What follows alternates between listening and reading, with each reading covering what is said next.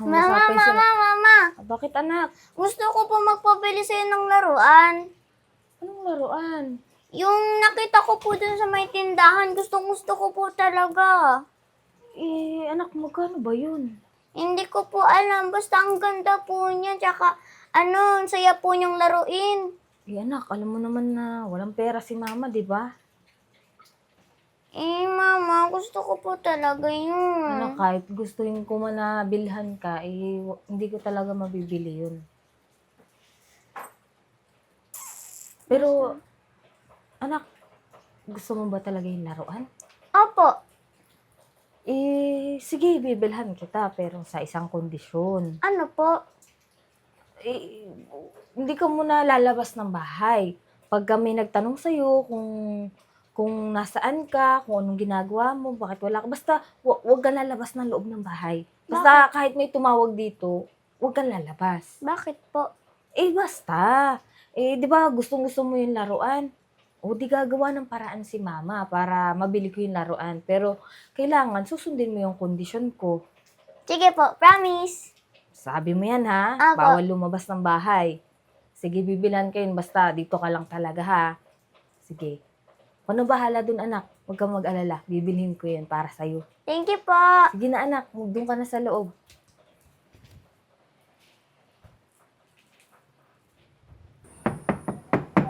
Virgo? Ay! Sino yan? Cha? Ay, Mare, pasok! Ay, nasensya ka na, Mare, ha? Kasi itong bago kong tablet, upo ka. Hoy! Ay, Virgo, Bakit ka umiiyak? Mari, kasi kasing sakit yung anak ko. Ano sakit ni Pia? Malubhang sakit na kasi siya, kaya Ano malawang sakit? Bakit? tataka nga din ako bakit biglang nagkasakit yung anak ko. Ito, katunayan na meron siyang sakit. Alam mo, nahihiya nga akong lumapit kung kani-kanino kasi siyempre, kailangan ko naman kasi talaga ng pera. Ba't naman tinamaan ng ganitong sakit si Pia? Yan, sigla-sigla ng batang yun, ha? Oo nga hindi ko nga lubos akalain na magkakasakit ng ganyan yung batang yun. Medyo may pagkamalikot din kasi yun. Kaya lang, yung nalaman ko sa ospital na ganyan yung kalagayan niya, hirap na hirap na ako. Hindi ko alam kung saan ako kukuha ng pera. Ako, medyo malaki nga itong halaga. Mari, baka may itulong ako. Magkano bang kakailanganin sa magpapagamot niya ni Pia? Mari, malaking halaga nga yung kailangan ko. Kaya nga babalak ko na libutin yung mga bahay dito para manulis ng pera. Kasi abutin naman nasa 50 mil mahigit. Malaki naman! Oo, kaya nga, hindi ko nga alam kung anong gagawin ko. Lalo na, single mother ako. Kami lang naman ni Pia ang magkasama sa buhay. Teka lang, Mari.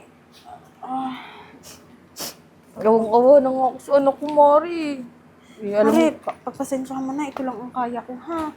Kasi, alam mo naman, may anak din ako na nag-aaral, Naku, sasabihin ko kay Joseph na nagkasakit yung kalaro niya. Hindi, okay lang to, Mari. Kahit nakabili ka ng bago mong tablet, okay na to kasi pandagdag na din ito ng ano. Pasensya ka na, Mari, kasi hindi ko naman alam na magkakaganyan yung inaanak ko. Ito naman, talagang kailangan din ni Joseph pag may online class. Lalo ngayong bagyo, kaya naipilit ko. Kung alam ko lang, kung nauna ka lang nakalapit sa akin, napahiram kita ng mas malaki. Mari, di, okay lang to. Ay, naku, Mari, huwag mo nang bayaran niya, itulong ko na sa inaanak ko. Pinababayaran? Sigurado ka? Oo naman, Sige, Mari. Para sa salamat inaanak po. ko yan. Isang ospital ba yan? Hindi, ang makita? okay na. Okay na. Madalaw namin si Pia. Hindi na kailangan pumunta ng ospital. Kasi, Bakit? ano ka ba? Baka kasi mamaya mahawa si Joseph yung isa pang problema yun, di ba? Tinan mo naman, ang laki ng gastusin ko. Di syempre, kakabahan ka pag mamaya mahahawa yan. Tsaka ospital yun, madami may sakit doon. Kaya kung sa inyo, dito na lang kayo. Maraming salamat talaga sa tulong mo. Kamusta naman si Pia ngayon? Yun, mahina pa nga rin siya, kumari. Anong gagawin ko? Kahit wala siyang kasama dun, sabi ko, saglit lang ako para lang makapanluisit ako ng pera.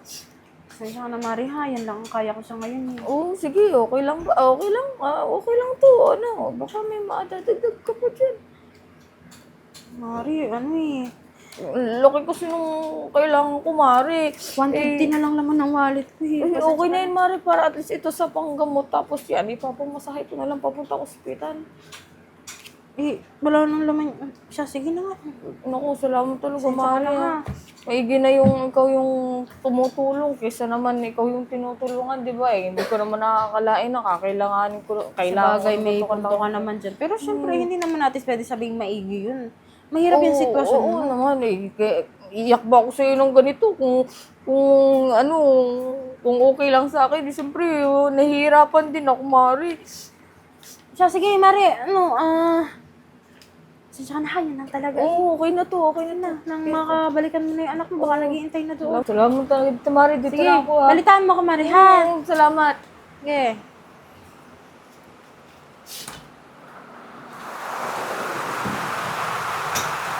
Yun. Sabi, anak, Pia! Bakit po? Anak, meron akong surprise sa'yo. Ano po yun? Ay, wait lang. Ito, oh. Di ba gusto mo to? Wow, roller skate! Oh, ayan, anak. Nabili ko na yung gusto mong laruan, ha? Mami, pwede na po ba ako maglaro sa labas? Hindi.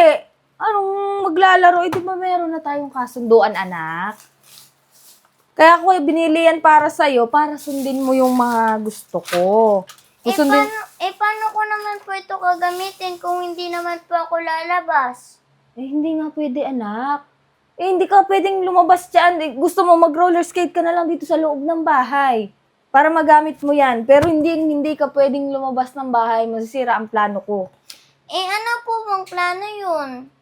Wala. Huwag ka nang madaming tanong, anak. Ano mo, mabuti pa, isuot-sukatin mo na yan kung kasa sa'yo. Para kung hindi, isasauli ko at papalitan ko ng bagong size. Ba't parang hindi ka masaya? Alam mo ba, gumawa ko ng paraan para mabili lang yan sa'yo. Tapos ngayon, nakasimangot ka dyan. Eh, masaya naman po ko kasi hindi ko naman po kasi ito may paglalaro sa labas. Eh, dito ka na nga lang muna maglaro, anak. Pagka lumabas ka, mabubuking ako sa ginagawa mo. Mabuti pa, sukatin mo na, tapos mag-skate-skate ka kahit dito lang muna, dyan, ganyan-ganyan ka lang muna dyan. Pero wag kang pupunta sa labas. Mamaya may makakita pa sa'yo, di... Mama, pwedeng saglit lang. Saglit lang ako, kahit 1 minute lang. Hindi nga pwede, Sophia. Binila na nga kita ng gusto mo, tapos pag magpupumilit ka pa, na lumabas ka. Anong gusto mo? Gusto mo ibalik ko na lang yun sa tindahan para hindi mo na lang talaga magamit yan o wala ka na lang talagang laruan kung hindi ka naman marunong sumunod sa mga inuutos ko.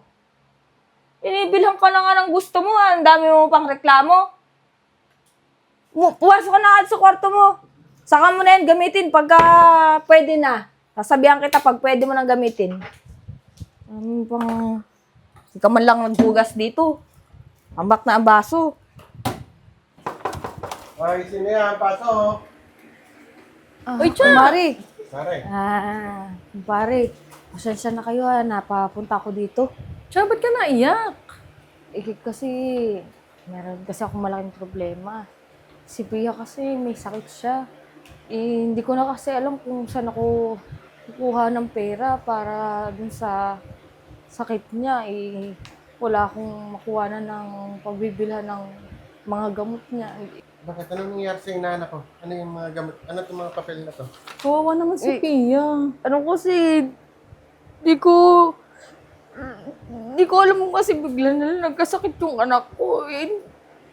Nahihirapan na ako na kung saan ako huhingi ng tulong kaya nagbabahay-bahay ako dito sa atin kasi para magkameron ako ng pera pandagdag dyan sa panggamot ni Pia.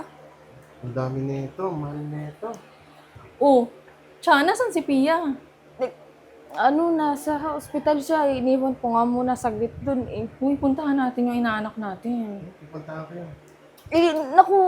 Hindi, wag na kasi nakakahiya naman sa inyo. Alam ko may trabaho kayo. Tsaka, baka makahawa din ng sakit yung anak ko eh. Baka mamaya, pati kayo, problema pa.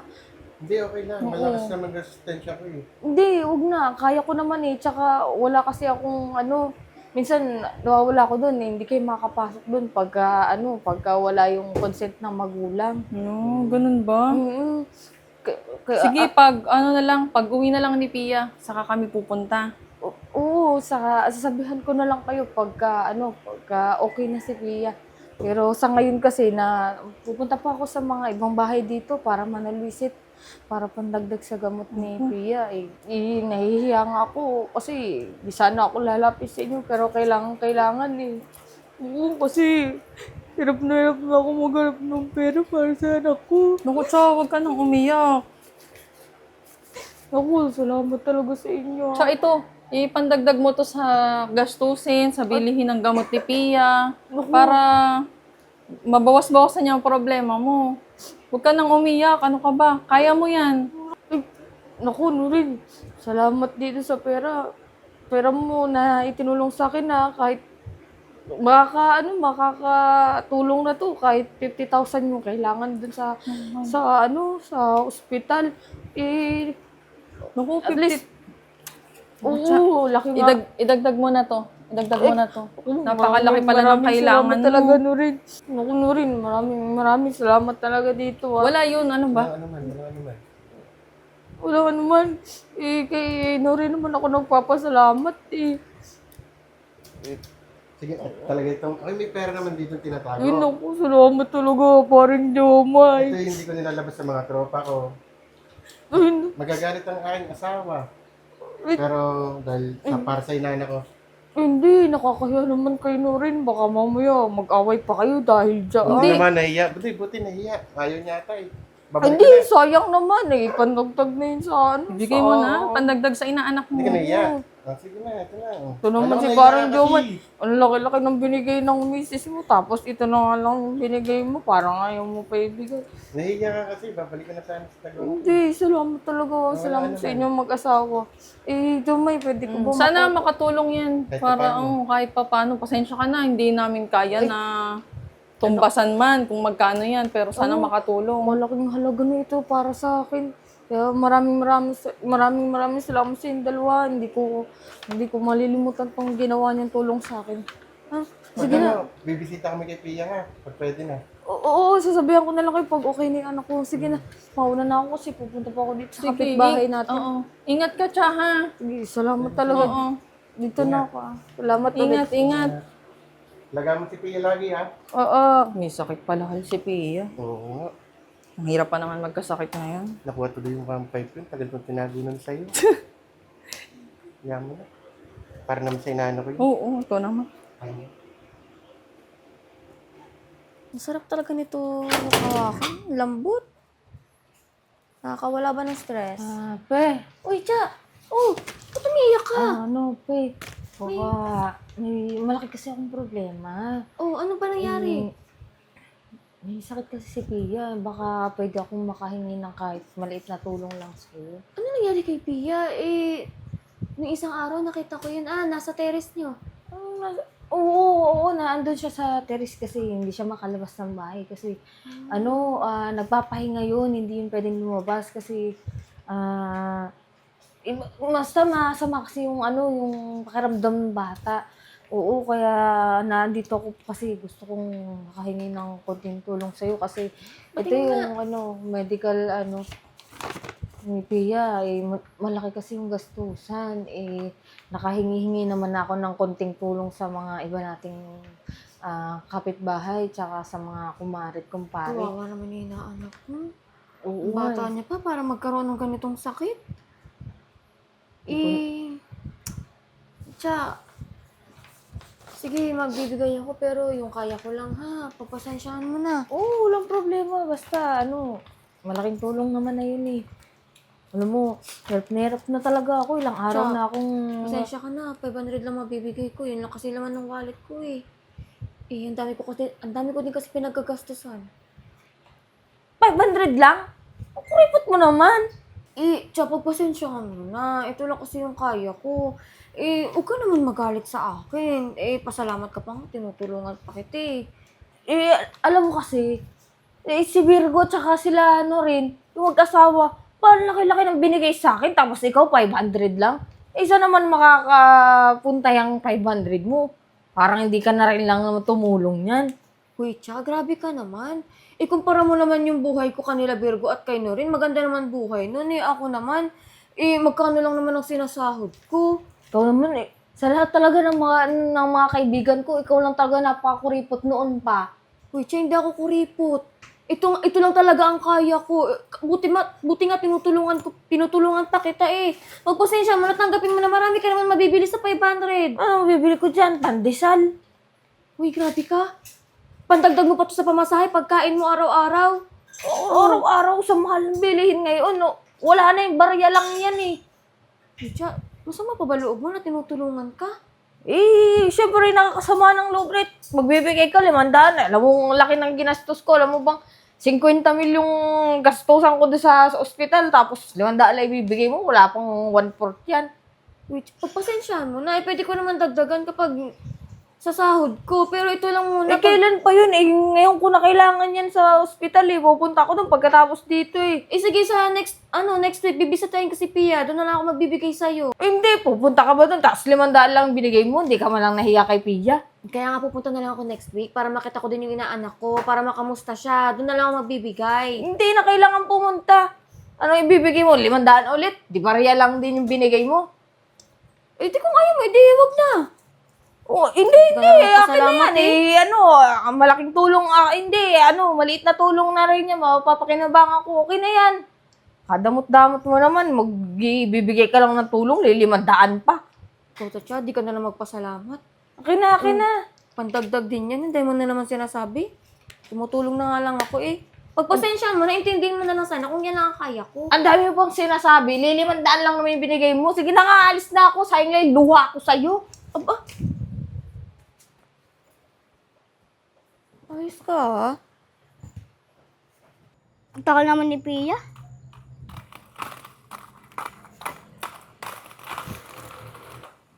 Hoy, Joseph. Ba't ngayon ka lang dumating? Bakit? Nakipaglaro ko Kanino? Kay Marty o kay Macling? Kala ko, ako lang. Ano pa sinasabi mo? Bawal ba ako makipaglaro sa iba? Ako lang kalaro mo. Bakit? Kasi gusto ko, ikaw ang kalaro ko Kung ganyan ka palagi, friendship over na tayo. Ayaw mo na sa akin, kay Marty ka na lang? Oo, kasi palagi kang feeling. Feeling? Ikaw sasubok ko sa mama mo O di sumbang mo, wala akong Sige, papatulan mo ako, awayin mo ako. Bakla ka pala ikaw inaaway mo ako O baka ikaw ang tumboy. Bakit? Di naman ako yung tumboy ka Inaaway kasi Pia. Okay ka na? Po? Opo, okay lang po ako. Kailan pa? Lagi po. Bakit po? Pia! Pia! Mama! Pia! Pia! Bakit ka nandito? Nakikipaglaro lang naman po ako Di ba ilang beses na kitang sinabihan, huwag kang lalabas ng bahay, hindi ka ba nakikinig? Ano? Ilang beses mo sinabihan si Pia na huwag lalabas ng bahay? Ay, akala ko ba nasa ospital? Oo, kasi may sakit si Pia Kaya Oo nga ayaw. Pero ang alam ko, di ba, nasa ospital? Hindi, nakalabas na siya. Tsaka, kaya siguro lumabas ng bahay. Gumanda siguro yung pakiramdam niya. May parang kahit yung anak mo hindi naniniwala sa'yo. Pia, nagkasakit ka ba? Hindi po. Hindi. Nagkasakit talaga yan, Virgo. Alam mo, Tsaka niloloko mo ata kami. Ha? Uy! Ano nangyayari dito? Cha! Uy, Pia! Ba't ginagawa ni Pia dito? Bakit? Nagkakagulo kayo dito. Ito si Pia. Sabi mo, Cha. Si Pia nasa ospital. Oo, nakalabas na ng ospital. Pia, na ospital ka ba? Hindi po. Oo. Wala ka bang nararamdaman? Wala ka bang sakit? Wala po. Tsaka, ano ibig sabihin nito? Kaya pala ayaw mo na bisitahin namin si Pia. Hindi, gumaling lang talaga si Pia. Gumanda na yung pakiramdam niya kaya nailabas na ng ospital. Magsisinungaling ang bata. Oo, ganyan naman talaga yung si Pia, hindi yan nagsasabi ng totoo. Tsaka mami ka na ng totoo sa amin. Ginamit mo lang ba yung anak mo para makapag-solicit ka sa amin ng pera? Hindi. Hindi naman eh. Mama, ano po sinasabi nila? Hindi. Sa katunayan nga yan, na babahay-bahay pa ako, oh. Pia? Sa hospital ba yan? Pupuntahan ko. Oh, sabagay. Para malaman natin. Sige nga, pero nga kami yan. Hindi! Hindi. Totoo naman nagkasakit yung anak ko eh, di ba? Hindi naman po eh. Sasaktan mo pa yung bata para na panindigan niya pagsisinungaling mo. Patapos nang manghingi ng maraming pera sa amin, saan mo ginamit? Mama, kaya po pala nabilan mo po ako nito kasi nanghingi ka po sa kanila na pera? Alam mo, Pia, kaya ka nabilhan ng mama mo yan kasi nagsinungaling yung mama mo. Ang sabi niya, nasa ospital ka at may malubha kang sakit. Mama, bakit ka nagsinungaling? Di ba masama yun? Kita mo na. Hindi, Virgo, rin. Paring Jomay, pasensya na kayo kasi, naiinggit lang kasi ako sa buhay nyo kasi maganda yung buhay nyo, nahawa kasi ako kay Pia kasi nung nakaraan nanghihingi siya sa akin ng regalo, ng laruan, wala naman ako maibigay. Sobra-sobra hiningi mo sa amin kumpara lang dyan sa roller skate na yan. Magkano lang yan eh? Sana ka, nagsabi ka na lang na kung yan pala ang bibilhin mo, bibigyan ka naman namin. Pero idinahilan mo pa, ang dami mo pang dahilan. Ano, pang nagkatotoo yan? Ano, saan mo dinala yung pera? Yung mga nagantay na yung mga kalaro natin. Ano ba? Kalaro? Kalaro saan? Pangit. Tingnan mo, pinantongin mo pa yung Doon ka na, susunod na lang ako doon, oo. Balikan mo, hindi naman nakakabawi yung mga kalaban natin. Oo, sige. Kita mo na, Cha. Pinasusugan mo yung mga pinakukuha mo sa aming pera? Pasensya na talaga kayo, nahingi naman ako ng tawad sa inyo, kasi nga, Hindi! Walang pasensya. Paano kung totoong nagkasakit si Pia? Di wala naman maniniwala sa'yo. susunod na humingi ka ng tulong sa amin, paano pa ka namin paniniwalaan siya? Nagsisinungaling ka na. Alam ko naman yun, kaya nahingi ako ng tawad sa inyo. Hindi ko na uulitin yun. Nahingi ng tawad, matapos magsugal. Alam mo, Cha, ganito na lang. Total, hindi naman nagamit kay Pia yung pera. Balik mo na lang. Oo. Wala na kasi. Oo nga, yung 1.5 ko, 1 taon ko yung pinagpunan. 1 taon ko yung tinatago. Nanaawa ka, Joma, yung minsan lang magkapera, oh. Tsaka alam mo ba, Cha, yung binigay kong pera sa'yo, ang tagal ko yung inipit-ipit. Kasi nagbabudget din kami, pero naawa ako sa inyo dahil inaanak ko si Pia. Tapos ngayon, malalaman namin na nagsusugal ka at ibinili mo ng ibang mga kailangan mo. Sorry talaga. Hindi ko na ulit-ulitin yun kasi, Tsaka kahit ilang sorry pa yan, hindi na may babalik yung pera na kinuha mo sa amin. Tsaka hindi na talaga maulit yan kasi hindi na kami magtitiwala sa'yo. Pasensya ka na, Pia, pero... Hindi maganda yung ginawa ng mama mo. Sorry talaga. Magkasamin mo yun na sorry. Diyan sa anak mo. Baka mamaya magkatotoo yung sinabi mo eh. Tara nga. Namit pa yung... Kasi mama ni. Paano pag di ka na nila pinagkatiwalaan? Sorry na anak, hindi ko naman alam na malalaman nila eh. Tsaka, hindi ko na mababalik yung pera nila kasi nagamit ko na.